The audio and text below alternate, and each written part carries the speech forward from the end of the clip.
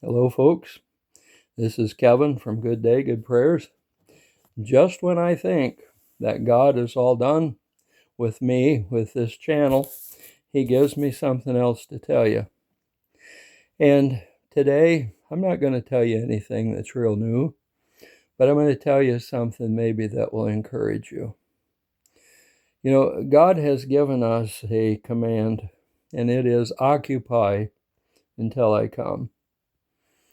He didn't say, throw in the towel until I come, or anything else. He said, occupy until I come. And that's what we have to do. We have to occupy. We have to do the things that God wants us to do until He comes. We live in a world that is going to be heaven on earth. However, we are living in a world that has been controlled by the deep state, the cabal, the globalists, the Khazarians, and you can name a whole bunch of other people, cartels and so on. You can put them all in there. Terrorist organizations, people that claim to be religious organizations and sects that turn out to be government organizations, the people who do very bad things to other people because they don't do what they want them to do. Now, it's well and fine, but He says, occupy until I come. That means that all of that is going to be ended. Those people who do the evil to other people are going to be gone. They're going to go. And that's why He wants us to occupy. Yeah, we can throw in the towel and we can die. The other day, I went to the doctor, and I got what seemed to be a very bad report. Your liver is dead. It's gone. Well, the pills that I had taken for 30 or 35 years destroyed it. And a lot of the foods that I ate destroyed it. And there's not much I can do about that until it heals itself. My wife goes to a doctor, a heart doctor, and he says, oh, you know, your heart is damaged. Nothing that you can do can reverse it. And yet, when my doctor was telling me that my liver was dead, he was also telling me that my heart was in perfect shape. Now, those of you who know some of the things about my health, you know that my heart has been in bad shape since I was in my mid-20s, and now I'm almost 70 years of age, and 3 years ago I decided that I was going to quit eating beet sugar and cane sugar. And then a year ago I went on this intermittent fasting diet where I had a 6-hour window of eating and 18 hours that I would fast. And then I hit a plateau after I got to about 66 or 67 pounds. And that's where I've been. So I went back to the source, the person who had talked about the diet, and he has a recalibration, I guess you might call it, ways of getting away from the plateau and start losing weight again. And so I'm on the process of doing that now. I'm staying away from carbohydrates. I'm narrowing my window. It's down to 5 hours now instead of 6.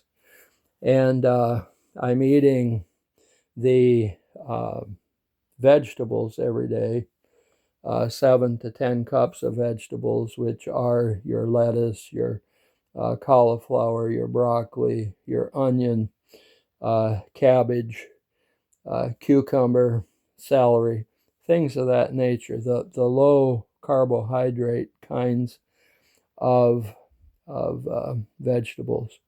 I'm having some eggs every day, and I'm also eating a piece or two of meat.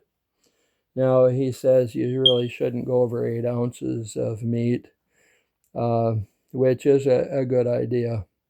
But you shouldn't take the skin off of the chicken, for example. Just don't put any breading on it.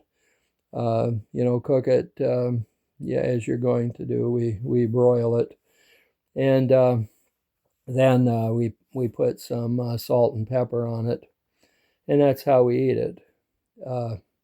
Maybe with, say, green beans, for example, you put, a pat or two of butter on there for a little extra fat. And he says if you can increase your fat and you can decrease the carbohydrates to where you're getting no more than 50 grams of carbohydrate a day, that you'll do very well, and you'll get off of the plateau and you'll be able to start losing the weight again.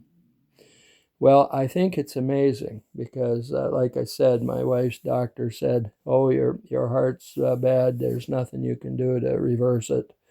And my doctor's telling me that my heart is now in perfect shape. My heart was actually misshapen to the point where it could explode at any moment. And now all of a sudden, all of the problems that I had within my heart have gone away. That's not to say I don't have some hardening of the arteries or some hardening of the artery walls and that kind of thing, but I'm at least in a lot better shape. Okay. My lungs, even though they're not in perfect shape, they're getting better. I'm noticing from this program, from eating the way I do, staying away from the carbohydrates, the sugars, the flour, the white flour, the bleached bromated flour, and a lot of that kind of stuff, I'm actually feeling better because of the fact that those things are all carcinogenic. They cause the cancer. That's why people are always taking things to get rid of the cancer. Well, the reason you've got the cancer is because of the things that you've taken into your body. Now, food isn't the only thing. There's things in the water today, and some of it's been put in there on purpose. The sky, you see those chemical trails that follow the jets. A lot of that's barium, aluminum, and other things, and that stuff is designed to destroy your health. It's designed to destroy the foods that you have in your gardens, that the big farmers that harvest their stuff and send it to the stores and you buy it. That stuff's all designed to be destroyed and ruined and messed up. And what isn't destroyed and ruined and messed up, they put crap in it to destroy it, ruin it, and mess it up. So there you go. You've got all kinds of issues. You've got all kinds of problems. But God said, occupy until I come. It doesn't matter how sick you get. It doesn't matter how tired you get. It doesn't matter how depressed you might think that you feel.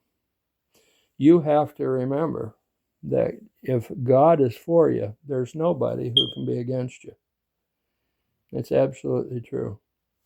You and I are going to falter all the time. We're going to do things that are not right in the eyes of God. All right? But He's never going to leave us or forsake us, especially if we continue to try. Yeah, we're going to fail. We're going to do things that He doesn't want us to do. But He's not going to throw in the towel on us. And we should never throw in the towel on Him. And that's why I say occupy until He comes. He is coming. He's going to come for a victorious world. He's going to come for a victorious group of people that are diligently serving Him, that are not throwing in the towel, and no matter how tired they get, they may have to stop and rest, may have to take an afternoon nap or whatever, but you're not throwing in the towel. You're not giving up. You're not saying, well, you know what, the med beds didn't come yesterday, so I'm all done. I don't think they're ever coming. No, everything that you believe is going to happen is going to happen. And it's going to happen on God's time. Because there are things that have to be done to get ready for God's time. And when God's timing is complete, and when all of these things happen, well, what does the Bible say? Great is the victory that overcomes the world. We're overcoming the world. Jesus is going to set up his kingdom. He is going to rule from his throne, and he is going to be at the right hand of the Father. The Father is going to be here too, and he is going to enjoy watching the victorious way in which people are loving on and appreciating his Son who came to take our place. Great is the victory that overcomes the world. So remember, be in prayer and occupy until he comes. Good day.